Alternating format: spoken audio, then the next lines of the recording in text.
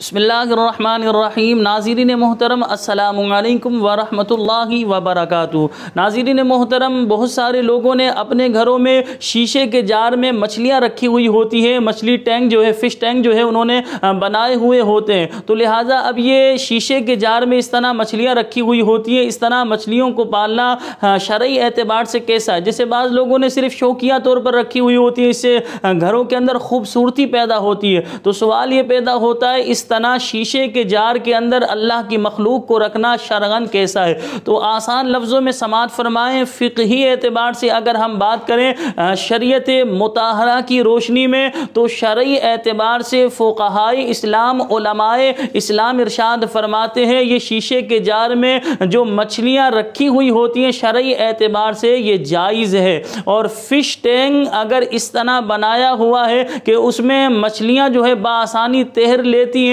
تو لہذا شرعی اعتبار سے جائز ہے۔ لیکن یہ تھا فقہی اعتبار سے ہم نے کلام کیا، لیکن ہم آپ کے سامنے تھوڑا تقویٰ و پرہیزگاری کے حوالے سے بھی کلام کرتے ہیں۔ یاد رکھیں حدیث پاک میں آتا ہے جب انسان اپنے گھروں میں جانور پالے تو اسے 70 مرتبہ دانہ دے۔ اچھا، یہاں 70 مرتبہ دانہ دینے سے مراد یہ نہیں کہ گن کر 70 مرتبہ دے، مراد یہ ہے کہ اس کے کھانے پینے کا بہت زیادہ خیال کرے کہ اسے بھوک تو نہیں لگ رہی، پیاس تو نہیں لگ رہی، یعنی جانور کیونکہ زبان سے تو نہیں بتائے گا مجھے پیاس لگی ہے، مجھے بھوک لگی ہے، تو جانور اگر انسان پالے یا جانور کیا پرندے بھی پالے تو انسان ان کے کھانے پینے کا بھرپور اہتمام کرے، انہیں کوئی اذیت نہیں ہونی چاہیے، تکلیف نہیں ہونی چاہیے۔ دیکھیں یاد رکھیں حدیث پاک میں آتا ہے سب سے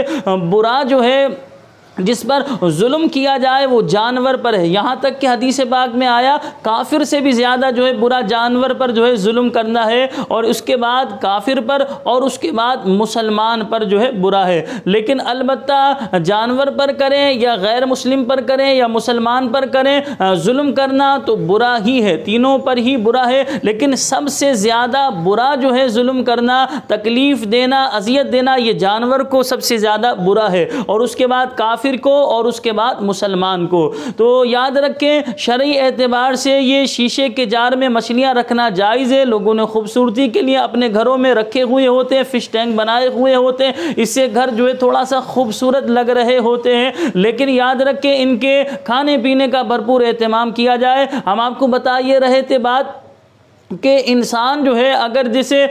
کسی کی حق تلفی کی تو شریعت مطہرہ کا قانون یہ ہے کہ انسان اس سے معافی مانگے، وہ معاف کر دے تو لہٰذا وہ گناہ معاف ہو جائے گا، اور کوئی لین دین کا معاملہ ہو تو اس کی رقم کو ادا کر دیا جائے۔ لیکن بہرحال اگر دنیا میں نہ ہو سکا تو کل قیامت والے دن انسان بندہ جو ہے بندے کو معاف کر دے گا، یا انسان جو ہے جس نے ظلم کیا ہے اس ظالم کی جو ہے نیکیاں لے کر حساب کو برابر کیا جائے گا۔ لیکن جانور کا معاملہ ایسا، نہ دنیا میں معافی کی کوئی صورت ہے نہ آخرت میں کوئی معافی کی صورت ہے، تو لہذا جس طرح آپ کا شوق ہے اپنے گھر میں جو ہے شیشے کے جار میں مچھلیاں رکھنے کا، فش ٹینک آپ نے بنائے ہوئے ہیں، اگر آپ کا شوق ہے آپ رکھنا چاہتے ہیں خوبصورتی کے لیے، آپ کی چاہت ہے کہ بھئی میں اپنے گھر میں شیشے کا جار رکھوں اور اس میں مچھلیاں پالوں، اسی طرح فش ٹینک جو ہے میں بناؤں، تو لہذا اگر آپ کا شوق ہے تو آپ اس بات کا بھرپور خیال کریں کہ انہیں کوئی تکلیف نہیں ہونی چاہیے،